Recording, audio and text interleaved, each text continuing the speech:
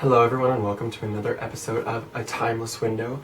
Today I wanted to start a new series to give a little more consistency to what I post, and I decided that for Wednesdays I wanted to talk about family history, or for the next few weeks, particularly focusing on when I first started collecting antique photography.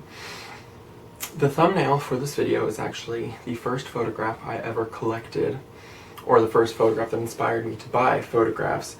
Before I bought those, I had felt a little conflicted about buying antique photography. This was back in 2017, because I thought it was such a shame that I didn't have a lot of my family photographs, and if I was buying other people's photographs, what in the future, if they got confused to be my family, and then someone was trying to find out who they are, etc.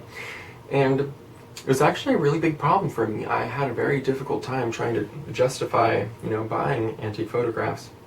Until one day I saw this beautiful lot of photographs, but the one that really caught my heart was this one, which is the thumbnail of this beautiful, beautiful woman in gorgeous puffed sleeves from the 1890s and beautiful profile. I fell in love with her, and I saw in the lot that some of them were labeled, so I was like, okay, if these are labeled, I'll be able to research what family they are, where they came from, etc.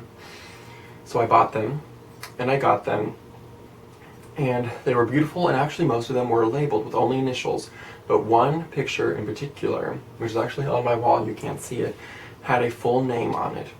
And so I was like, okay, this is good, this is promising. So I started researching, I found most of the names, and then to reunite it with its history, I started putting together an ancestry tree.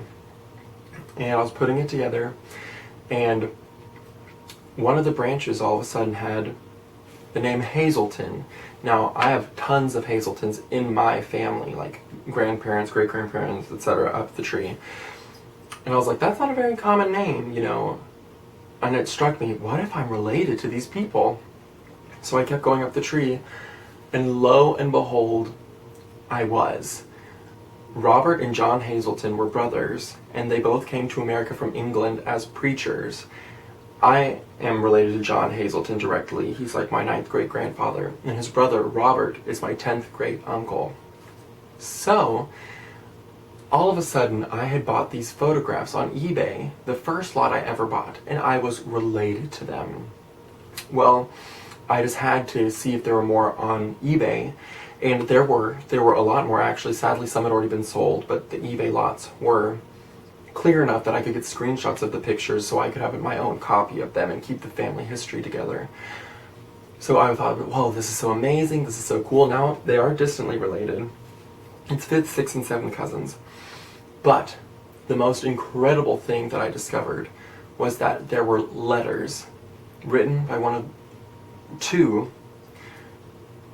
the beautiful young ladies that I had multiple pictures of, who just happened to be the woman in the photograph that inspired me to buy this lot altogether, which again is the thumbnail. And they were written to her by her cousin, Ned, which, through looking through the pictures again, I discovered I had a picture of him as well, which was absolutely incredible. And so, some of the pictures I have of them are right here. So, I'll bring them closer. Here we have Edward Day Page and Elizabeth Page Eli. They were first cousins, and I put it in this frame. It did not come like this. But instead of calling her Elizabeth, they called her Lillie. And I've been trying to learn as much as I can about Lillie and her life, and I still have a lot to learn. But she's honestly become an inspiration for me, for how beautiful she is. And so what I want to do is, for the next few weeks, I'll flip through this. This is a folder of just some of the pictures I have of them. I have put them in frames. But what I want to do for the next few weeks on Wednesdays is I want to record myself reading these wonderful letters to you. They're exquisite. They range from 1878 to 1883. And truth be told, one day I want to write a book about it, because they are so incredible. But they're just some of the letters that we have. Which again, what are the odds of buying photographs that are your relatives? And it's actually happened to me twice.